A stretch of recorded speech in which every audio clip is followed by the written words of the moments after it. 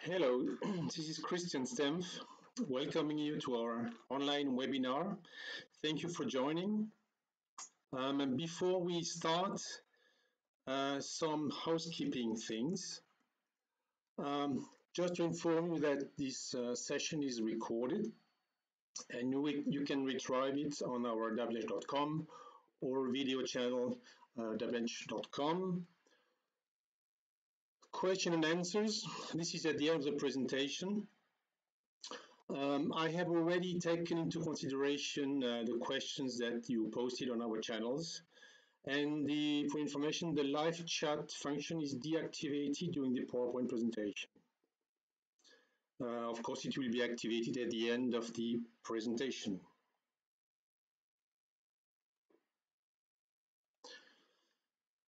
Who am I? I've been in the dental industry for almost 30 years. And I provide lectures to dentists, healthcare professionals, and infection prevention, asepsis, and reprocessing medical devices. I also offer comprehensive into the detail courses for a dental assistant. Here we are, obviously on reprocessing into the detail, and also how to improve or design reprocessing areas.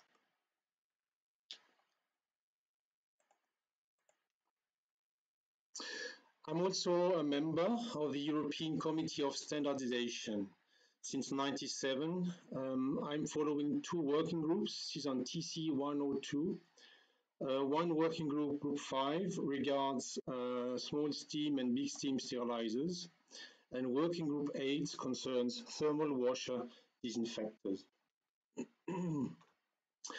I had the privilege to co-design, co-develop high-end B-type sterilizer. This was before the year of 2000. Agenda. We planned a 35 to 40 minutes presentation.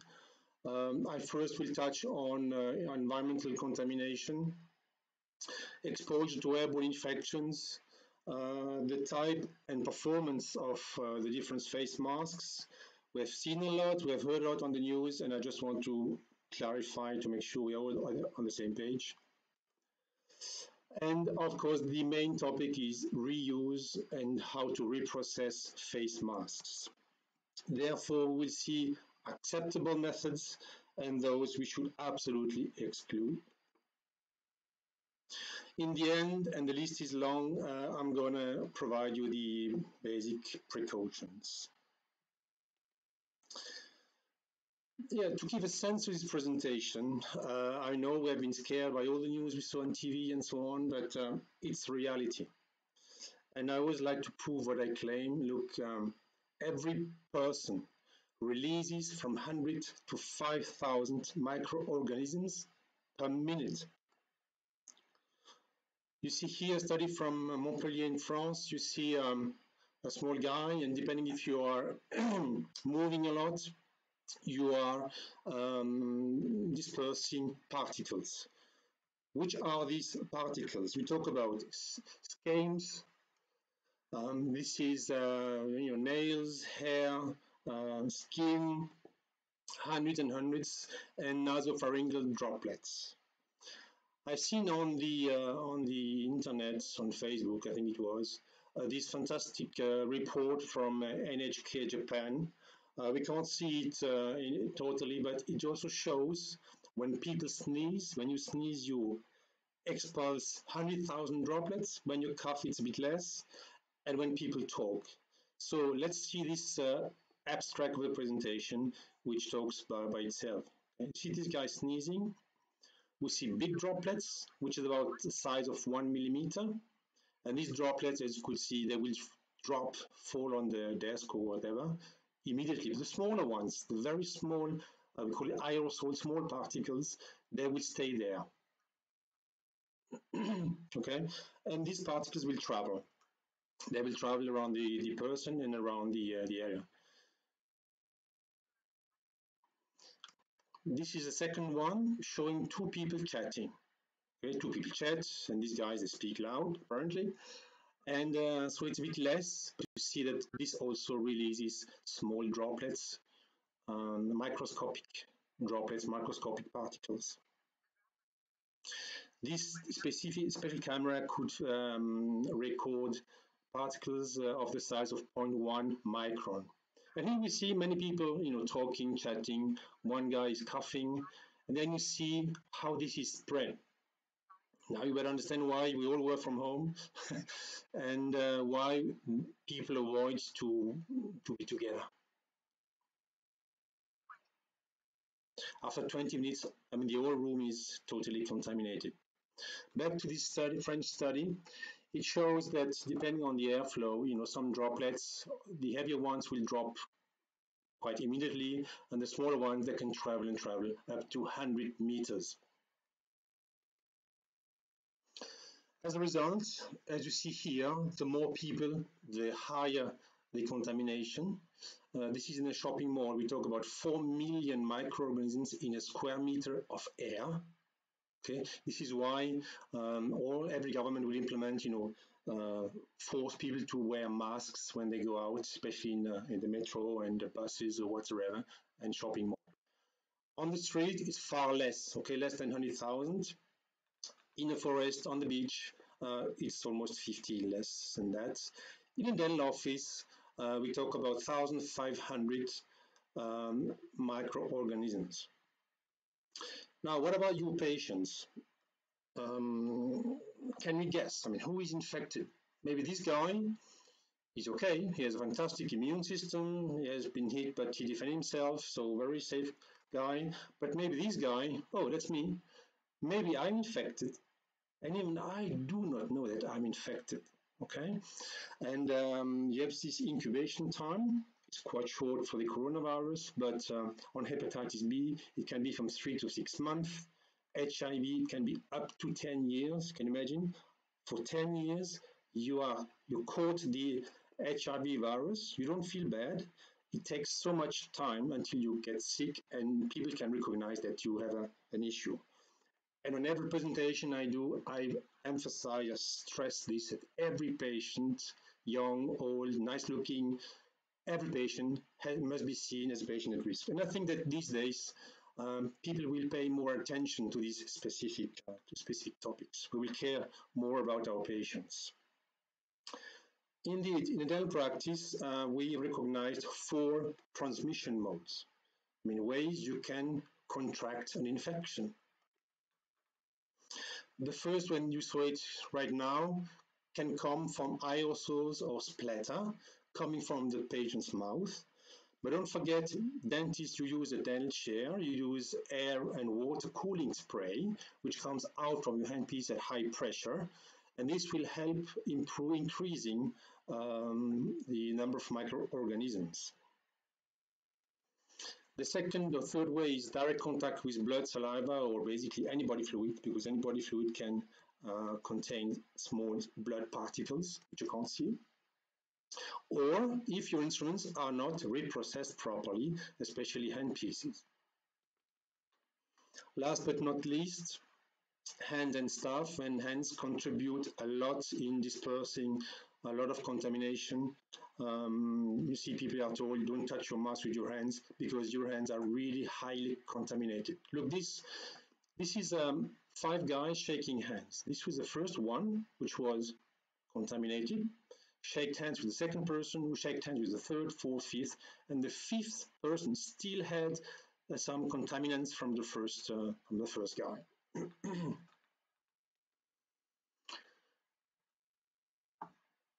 Now, back to this study from the UK. They have sampled the contamination very close to the patient's mouth, it's about 1 meter, and the second sampling at 2 meters from the patient's mouth. And they recognized that during drilling, you see it goes from 1,500, we talk here about colonies forming units, it goes up to 6,000. There's a video, but I was not allowed to show it, but this video shows, and they talk even about 20 times, a 20-time increase of the contamination. It goes up and then it goes down, because when you drill in the patient's mouth, These handpieces, they rotate at 400,000 RPMs with high pressure. They are driven by pressure. So you pressurize the mouth, and in the mouth, there are roughly 10 billion microorganisms. And from them, most of them are beneficial to us, but you can count on 100 million pathogens, streptococci, for example. So consider that the rounding area around the chair is heavily contaminated. There are different articles in the literature, and now these days I see a lot published. Okay, this confirms that drilling will spread microorganisms up to 2 meters. Sorry, I'm a bit rushing because there's a lot to say. So we call these the airborne infections. And inside we have this COVID-19, the coronavirus. A short update this morning from the Johns Hopkins University on the cases. 3.2 almost people infected worldwide. 2 million cases, active cases, still in recovery, and some crucial cases here. Good news, most of the people recover, but many people died. I used to talk about the SARS virus to illustrate that these microorganisms travel around the globe. I'm traveling a lot around the globe. And I was talking about 8,000 people infected, around 800 people died from SARS. Now we talk about 217,000 people, and it's not, unfortunately, not finished. Okay, back to our story. Face masks. I mean, we have heard a lot, we read a lot, and I think even I had never given so much attention to face masks. And so I believe for you dentists as well. So just to clarify, we have this European norm that this concerns surgical face masks. You have model 1.2, 1R, and 2R. Very important, and this has to be recognized. And this mask is meant to protect the patient, not the wearer. Okay, so it will avoid that the patient is exposed to the doctor's infectious particles, infectious infections. Of course, when you inhale, it will also protect you, but from big droplets. And this concerns only the two models with R. Okay, R means that it is fluid resistant, 1R or 2R. The difference between 1 and 2 is that we have a BFE, this is the bacterial filtration efficiency, which is up to 95% for the 1 and 98% for the 2. So the best to use is 2R, of course, because it protects you from splashes, splatters, bigger droplets, which still contain germs. But they do not protect you, okay, against very small airborne particles. Airborne is usually about below 50 microns, but we talk here about extremely small particles below 5 microns. And in this case, you find also the virus, obviously. So because of this, and also because of the loose fit, because many people, they don't wear the masks properly on both sides, they're not tight to your face, they don't fit properly. And so they don't provide a nice fit. And I know many dentists, they exclusively use surgical masks. So I believe that they will rethink twice before putting back a surgical mask and either switch to FFP masks. I mean, this is another norm, EN149. Okay, and these masks, they offer higher filtration. And they are designed for the wearer to protect the doctor from any infection. It will stop any airborne particle below 5 microns.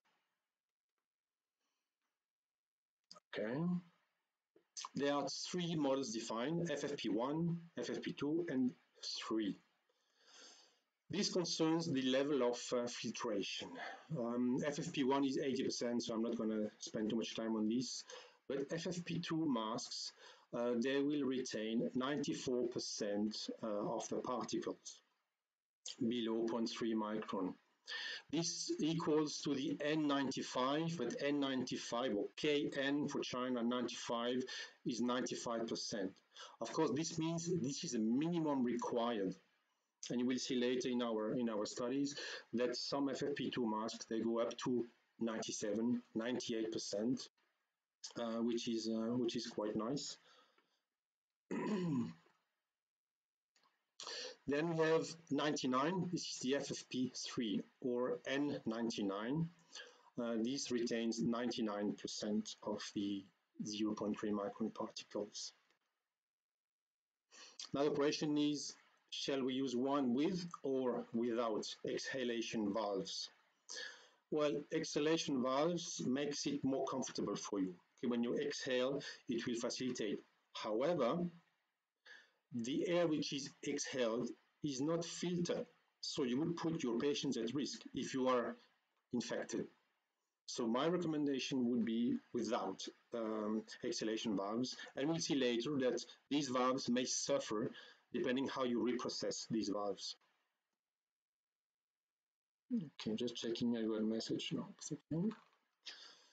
I received feedback on the how it works. Okay, this I didn't finish this part of the presentation because many people ask me, but okay, we talk about 0.3 micron filtration, but the coronavirus is 0.06 micron. So how can this mask filter such a small particle? And I wanted to develop more this this part, but to make it very simple. 0.3 micron has been defined as the most penetrating particle size. Basically, in the air, they fly straight. So the mask should break them. Smaller particles are so small and so light that they don't travel in a straight manner, but in a kind of zigzag way. So they will impact the multi-layer mask and never be trapped, although they are smaller than 0.3 micron. You know, we talk also about these HEPA filters. They mention also 0.3 microns, sometimes 0.1. On the autoclave, we have a bacteriology filter, 0.3, again, because below the 0.3, the particles, they travel in a random bouncing way, like zigzagging and getting catched by impact. So the intended use, we saw surgical mask, FFP2, FFP1, FFP3. Now this is a quick summary. If you provide medical care on minor surgery without any risk of fluid spray produced, then the type 2 is okay. Surgical mask type 2. If there is a moderate or a light, I mean heavy, moderate or light in the end, you should use the 2R, you know, these fluid resistant surgical masks. Now, and I think things will change from now on. If you treat patients with airborne diseases, and I remind you, we cannot always know, even your patient cannot tell you, oh, I'm infected. So you presume that every patient is infected, it's a potential danger, so you will now switch to the FFP2 masks.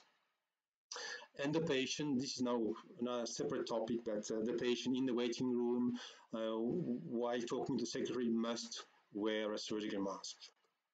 I mean, some countries it's already mandatory. You see, even in laundry services from CSSDs, for example, people who are sorting used instruments and masks, they should wear FFP1. So even not a surgical mask, but FFP1. I remind you, this filters 80% of the particles, which is quite nice. And if you have to you visit or you care about patients, especially in hospitals, who are infected, FFP2.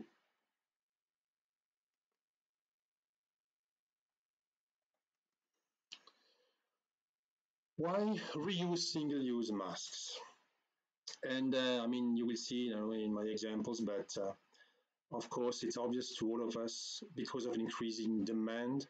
Now, not only healthcare providers must wear masks, but also you and I, we all must wear masks, especially going for shopping and so on. And of course, shortage or unreliable supply.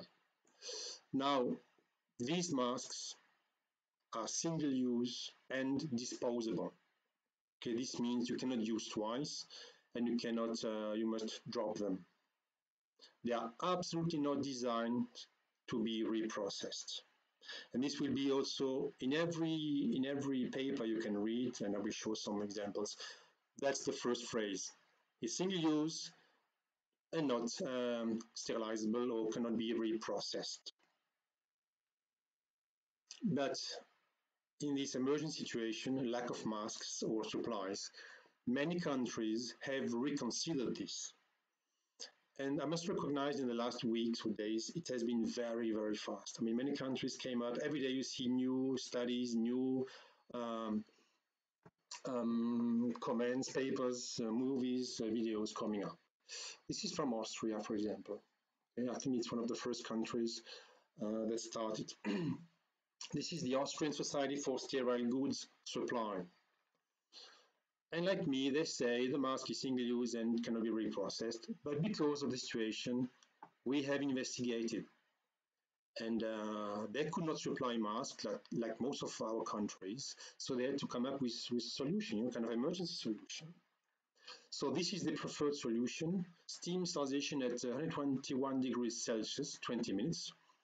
For the US, it's 250 Fahrenheit. And they have processed once and had not seen any negative effect on the filtration performance. They tried also at a high temperature. It's slightly faster. It's also an option, but then you can see some damage on the elastic cords, exhalation valves, you see, exhalation valves and the nose clips. Now, every mask is different, okay? I want just to stress this. There are so many masks on the market, good ones, bad ones. And this 1-2 times sterilization, it really depends. It matters on the quality of the mask. And maybe some masks cannot be reprocessed, okay? It's always nice if you get any advice now from the mask manufacturer, from your supplier. This is another option, steam disinfection at 105.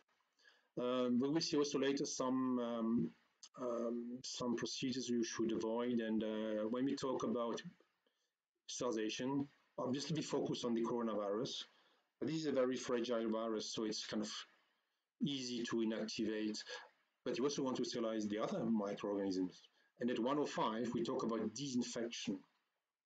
Okay, so, but again, I mean, it depends what is available. I mean, if you're a dentist, if you are in a hospital, it depends what is available. And that's the preferred choice, second choice, third choice. Now, they also mentioned that this is sterilization at ethylene oxide or low temperature steam formaldehyde, the chemiclave, can be also used. However, they've noticed some residues and some damages on the filtration material. I will come back to some other possibilities, alternatives. This is from Germany. And I want to stress that Germany shows one of the lowest rate of infected people and death people, lucky them. Congratulations. And they kind of course, repeat the same thing, that they cannot be reprocessed, but this is the ultimate way. It's the emergency solution. What do they recommend? That's one thing important. They've added that, and I recommend that the staff that does reprocess, we will see the different steps, that does reprocess masks should be properly trained and to provide a very efficient result. So they preferred choice is fractionated vacuum steam sterilization, 121, and also a vacuum steam vacuum sterilization at 105, then back to disinfection. Of course, all these statements, the Austrian statement and most of the European countries, have based their guidance, not to say laws, based on proven studies. I will talk about dry heat in a minute. This is very interesting. This is a study from the Dutch university from Delft. It's a very good job, and thank you so much, because many people make reference to this for granted. And they've done the tests, proper tests, to check how many times they can be sterilized, and they've compared with new masks. Okay. Result is the filtration capacity did not change. You see here, this is FFP2, remember, 94%. Even after 5 times sterilization, it's still above 94 or 95, which would be the N95. So it shows that you can use it 6 times. It has no effect on the water repellent properties. So basically it was good for use. Some words from the US. Interesting here, they are really tested in real conditions. Fabric, pieces of mask which had been exposed to this coronavirus. They have tried hydrogen peroxide, dry heat at 70 degrees, ultraviolet, and 70% ethanol spray. Again, I come back to this very shortly, just to show you who tested and how they tested. Okay, they said 2 times reprocessing is okay, so 3 can be used 3 times. However, ethanol spray damaged the respirator after 2 treatments, so it's not the #1 recommendation. UV and heat show good results, but seal problems after 3 treatments. I will develop this also in a second. Now, as you could see, the main result is 1:21, 15 minutes. I just want to point out, I'm French, and I know in my country there is no official release for this technique. So I know there are French dentists listening to me. I'm sorry, but in France, so far, I have not heard about any guideline or acceptance of this technique. Now, we talk about steam sterilization. I just want to tell you, you cannot maybe take any sterilizer or any cycle. It might not be appropriate. I don't want to make it too long, but look, basically, this is a batch of masks. This is an autoclave. This is an old one. It was designed by Chamberlain and Louis Pasteur in the 1880. But still, the type of cycle, is still available on some machines. So it's a very, let's say, simple cycle that fills the chamber with steam.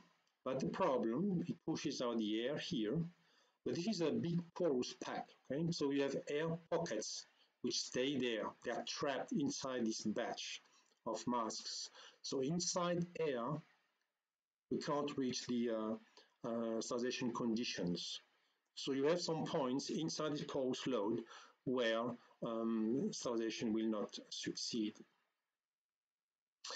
This is the cycle profile. Sorry, it's a bit technical, so you may not follow me, but it's quite crucial to understand this. We usually focus on hollow instruments like handpieces to remove air from the tubings. Now we talk about removing air in a porous pack, in a pouched mask. So the machine will pull out the air with a vacuum pump. It shows here on the video. So in one vacuum shot, vacuum pulse, the machine is able to remove 90% of air. Then the machine will inject steam, like you show here, pressure pulse 1.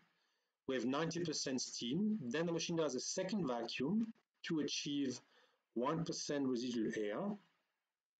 Inject steam again. Then here we have like 99% steam, 1% air. Then the machine will do a third vacuum. Some machines do 4 or 5, depending on the power of the pump. And here we have mainly no vacuum, no air inside the chamber, total vacuum.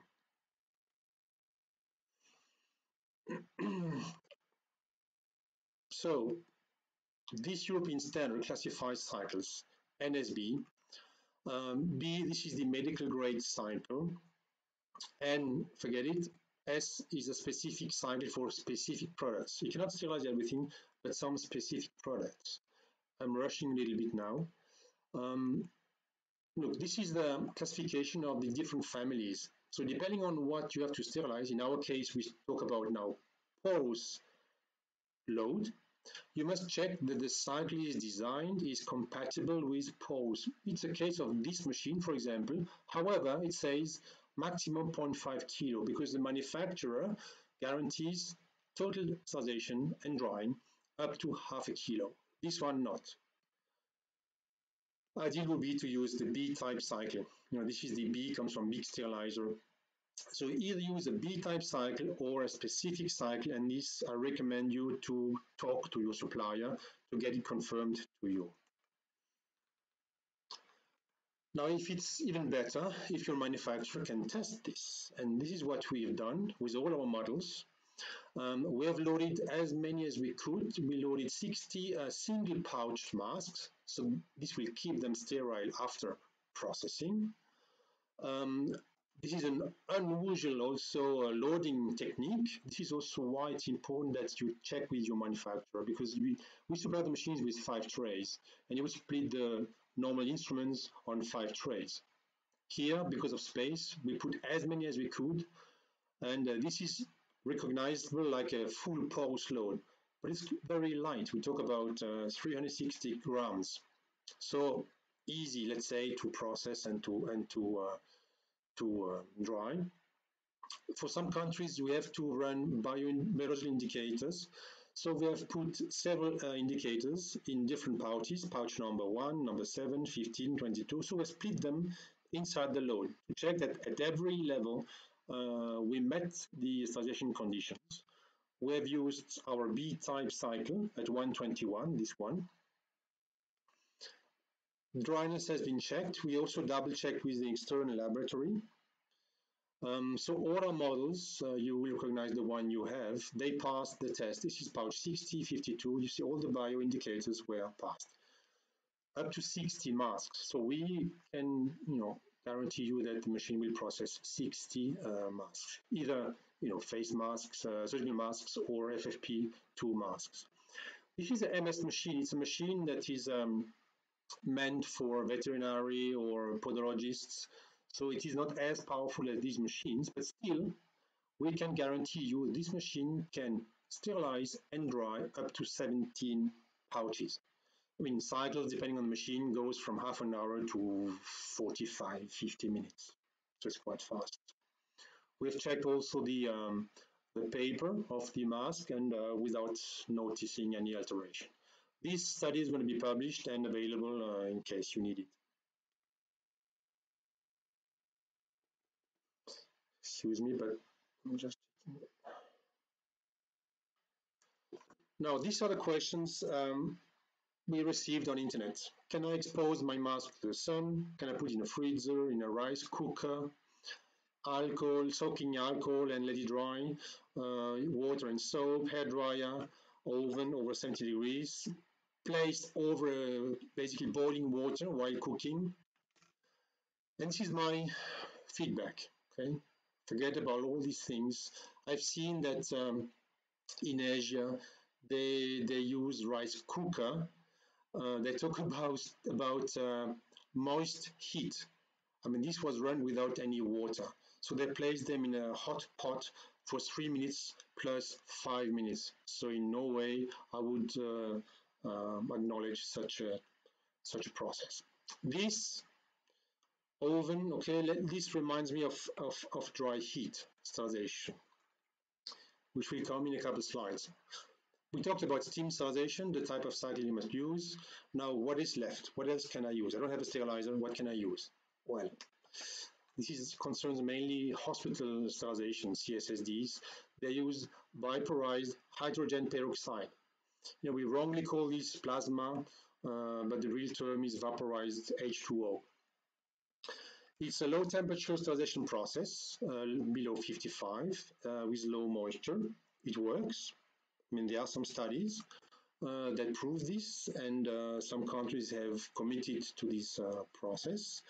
Although it's non-toxic, there is no residue. The Dutch Institute they also tested this, and they say, look, allow at least 1 hour of degassing, just to make sure that when you put it back on your face, it is not doesn't smell, it's not dangerous. One specific thing is that you can't use paper plastic pouch. You must use Tyvek pouches. Maybe you've seen this, that in the US, with heavily affected, this method was late March, was FDA released for use. It's called the Battle Decontamination System, Emergent System. So it's all these instruments in a big room. They're exposed to hydrogen peroxide for 2.5 hours. This is acceptable. Now, dry heat.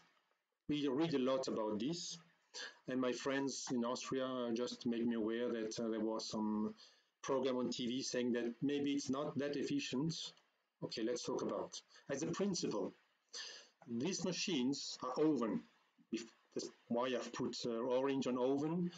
And in some countries, for dentists, it's forbidden to use oven because there are disadvantages. Why? First of all, you must have a cycle at 70, 80 degrees. These machines would run normally to sterilize everything. It is like 180 degrees for half an hour.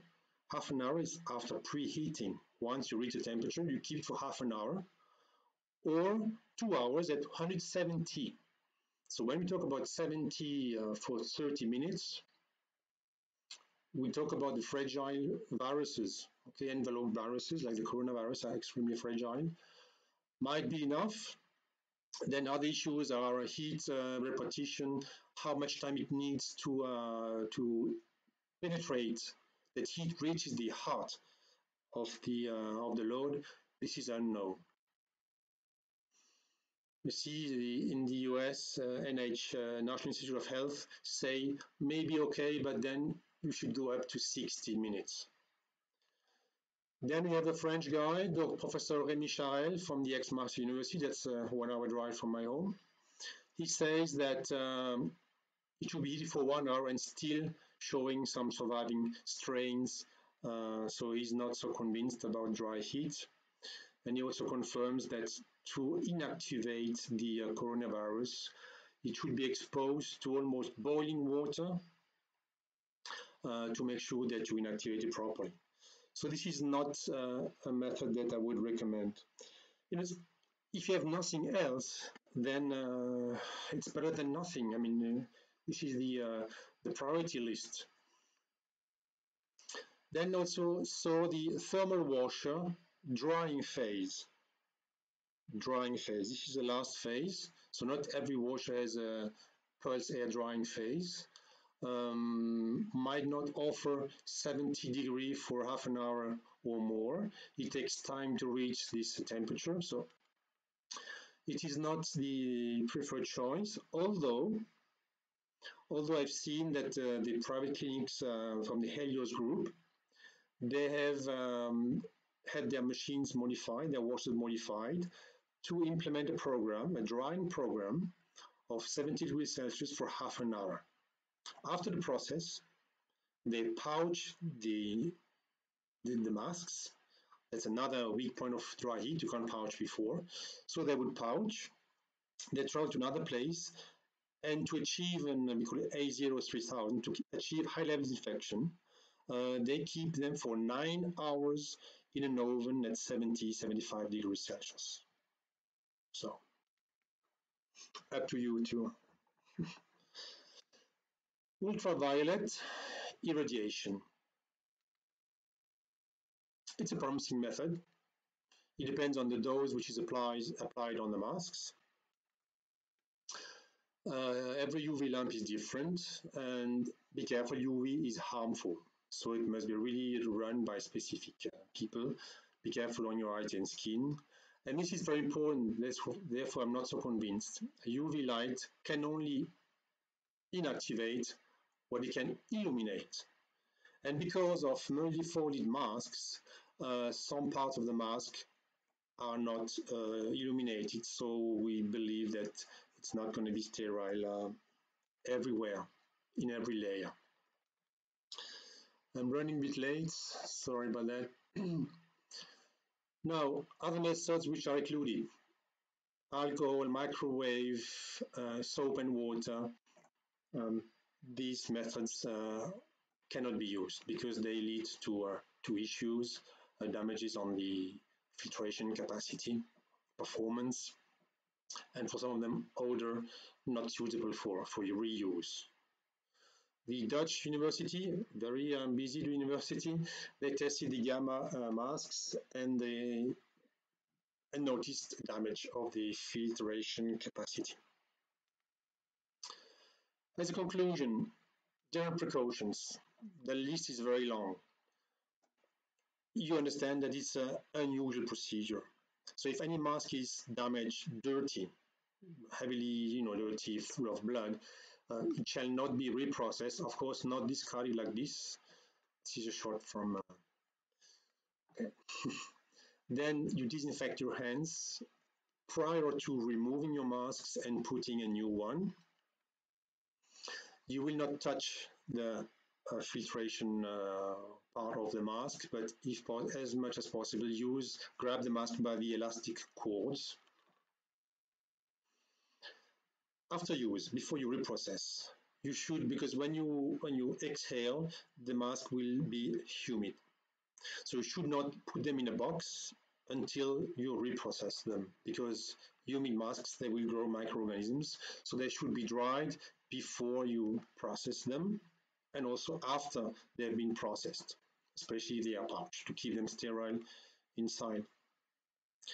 This is also one recommendation that it's an unusual procedure, totally different. You saw different loading methods of the autoclave, so one person should be really in contact with the supplier and follow the instructions of the manufacturer, if there are some. Indispensable is write on the mask, on the cord, of course, how many times the mask has been reprocessed. And nice to do, I would like to put back my mask and not my neighbor's mask. So nice to put, if possible, if feasible, the name of the user so the person can put back his own mask. It's not finished. Before you reuse a mask, you must check the mask, especially the ones with the valves. Check the functioning of the valve. Properly wear the mask, and I see always mistakes. Check the tightness of the PP mask, how it fits to your face. Sorry, my picture is late. Yes, here it is. This is the proper way to wear a mask, and I still see people like this because they are rushing. They don't wear them properly. So you see, this is a loose part, and air, non-filtered air, will flow through the easiest way. Okay. So use them properly. Now, after 3 hours or 8 hours of continuous use for 2R and FFP2 respectively, they must be changed. After continuous use, never touch the filtration paper while manipulating or adjusting your mask, and wear them properly. Okay, how many times you see this in the news? And even some doctors do not wear them properly. You should replace them when dirty, humid, when you move them to your neck. Your neck is absolutely contaminated. So if you put it on your neck and back to your face, you will put microorganisms directly in your mouth. And after each interruption, basically between patients, unless to keep them for half a day, I can see that doctors are going to use FFP2 masks and use 2 masks a day, one in the morning, one in the afternoon, without touching them, without removing them. Now, mustache and beards, they do not help, to have a tight fitting. So it's nice to shave to guarantee safe protection. As a conclusion, this unusual, exceptional way of reprocessing should be stopped once you are back to normal and masks are available. I recommend to reprocess them once or twice, but not more. Okay. Now again, I want to stress that there are so many masks on the market, good ones, bad ones. Maybe your masks cannot be reprocessed. It's as easy as that. Okay? So you cannot blame the reprocessing technique, but maybe the quality of your mask. I recommend to use FFP2 or better FFP3 mask without valves. You remember, because they don't filter the exhaled air, and this came too early. Why not, recommending to your patients before treatment to run through a mouth rinse. This will drastically reduce the number of microorganisms. I always recommend this. It's so easy, not so expensive. The patient feels like, well looked after, and it reduces by 64 and on average the number of microorganisms, the colonies forming unit. Good. I hope this was comprehensive information, that you got some news, some insight in this hot topic. This is my email address. You can openly email to me, and remember, we have recorded this video. So now I expect my colleagues to provide me some guidance on how we're going to proceed with questions.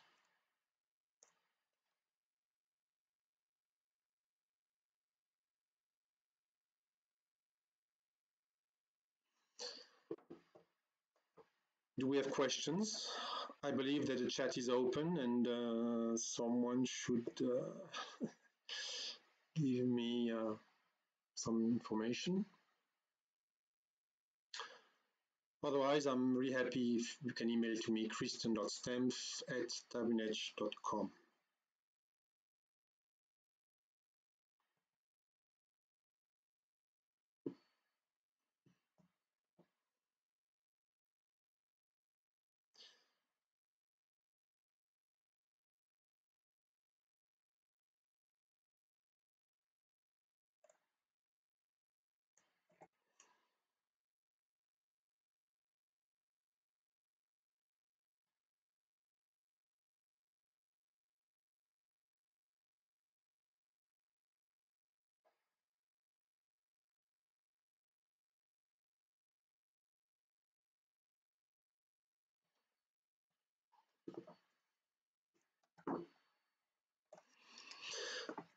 Well, no news, good news. It means that it was helpful and clear for you. So I take the opportunity to thank you again for joining. It was a real pleasure for me. It was my first experience, and looking forward to other ones. Thank you for joining, and talk to you soon. Bye-bye.